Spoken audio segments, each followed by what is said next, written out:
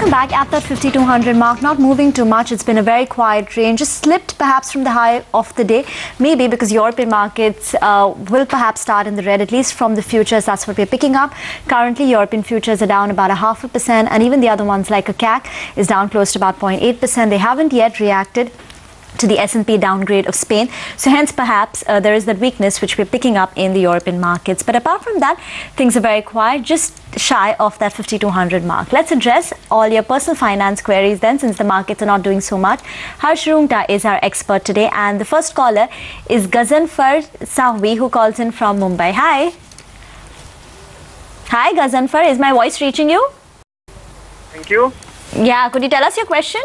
Yeah, I can invest 8,000 rupees per month, and I am 56 years of age and 4 years to go for my retirement. How should I allocate the money? Okay, any other details you would like to? Yeah, I already have about 2 crores in real estate, gold, etc., which is investment, and insurance is there. We are 2 husband and wife, no dependents. So I'm in service. Okay, so you would look for more of an income-related investment? Yes, something which will give me regular income after retirement, about at least 20,000 per month. All right. Harsh, what's the advice that you would give him? So I think, Gajanvarji, you are in a very, what shall you say, a good position. Essentially, what you want to invest now, I would advise caution and conservatism. I would say do it in a conservative MIP, which about 80% debt and 20% equity, something like an HDFC multiple yield fund. Let's have reasonable expectations from that. I mean, typically assuming you get a post-tax of 9, that would roughly be about 6 lakhs. So, and from there, then you can generate the income that you need. It won't be anywhere close to the 20,000 mark that you are looking at, but I would not at this stage advise too much aggression unless we know your entire portfolio. I think on the other side, insurance, please just review quickly, because what you think is adequate. First, you won't need life insurance post-retirement, so just make sure that you're not paying for any. And as far as health is concerned, please make sure, because health insurance needs what you consider adequate because of medical inflation and because of rising costs of hospitalization as you age. What you today consider adequate may not remain adequate. So just review that. I think you are in a happy position, and I would advise caution and conservative investment.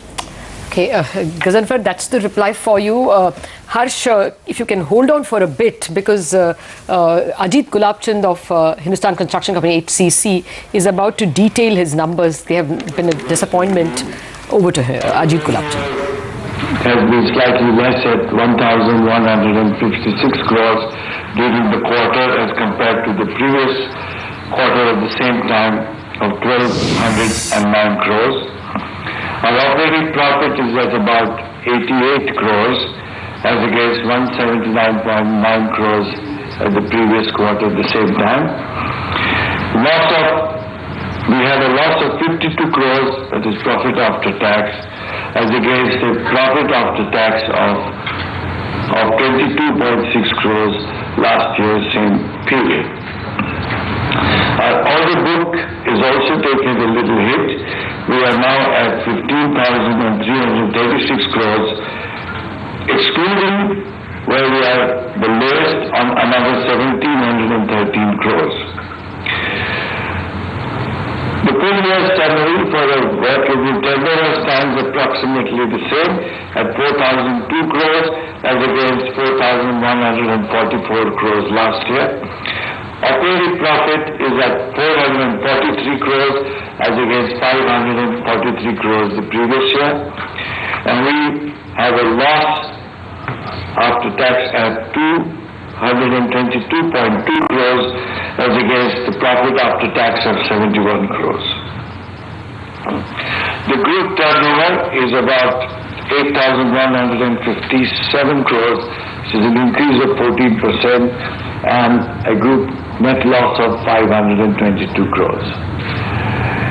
In the backdrop of current situation in the country, where there is a slowdown, economic slowdown, as well as particularly affecting the infrastructure sector, where both a slowdown in decision making due to sort of paralysis or a delay in making all kinds of decisions due to fear of courts, the fear of the Comptroller and Auditor General of India, etc. Bureaucratic decision making has slowed down.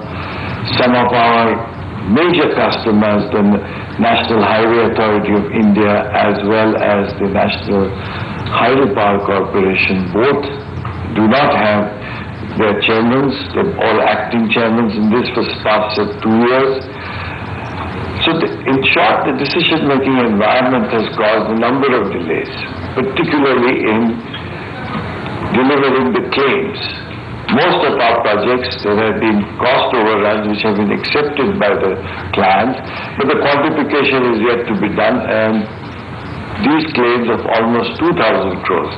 These were about 700 crores 2 years ago. They should have come down, but instead of that they mounted up to 2,000 crores, and decision-making delays have not been able to convert these into realizations. On the other side, we also have a situation that because of this we have had to borrow excessively, and this borrowing has hurt our bottom line because of the excess debt overhang as well as interest burden.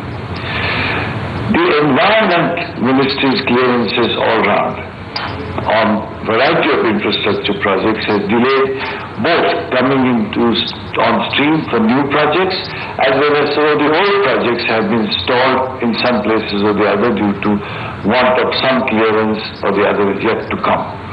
And as a result, there has been a general slowdown in new jobs coming in. So in this context, we find that the flow of advances, flow of new jobs is also slowed down considerably. In this atmosphere, we were faced with a debt overhang.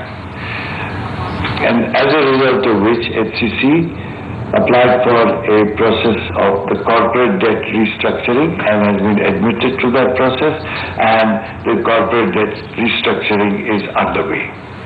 We shortly should be able to conclude that in order for us, all our debt to be restructured so that we can have a more,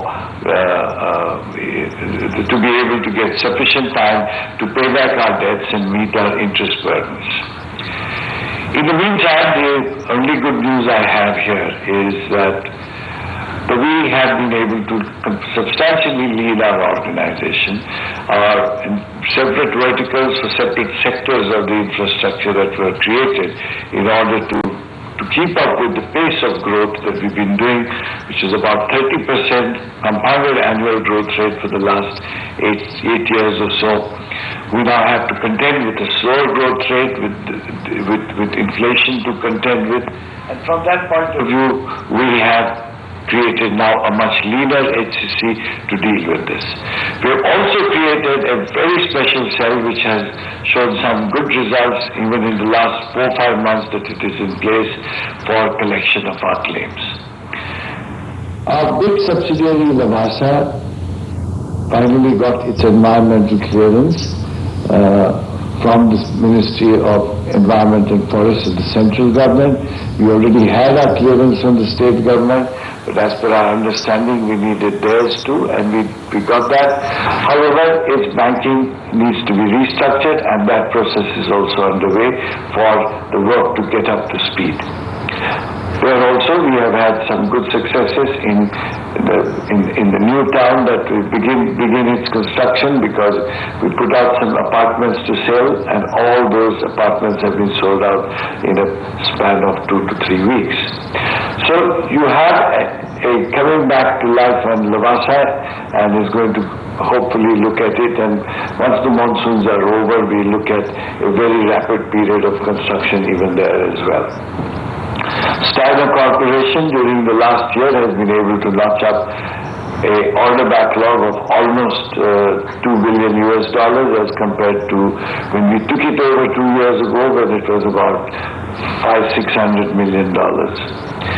There also we have turned to profit, and we have been able to establish again a presence in the Swiss market, and on our way to become the largest building construction company in Switzerland.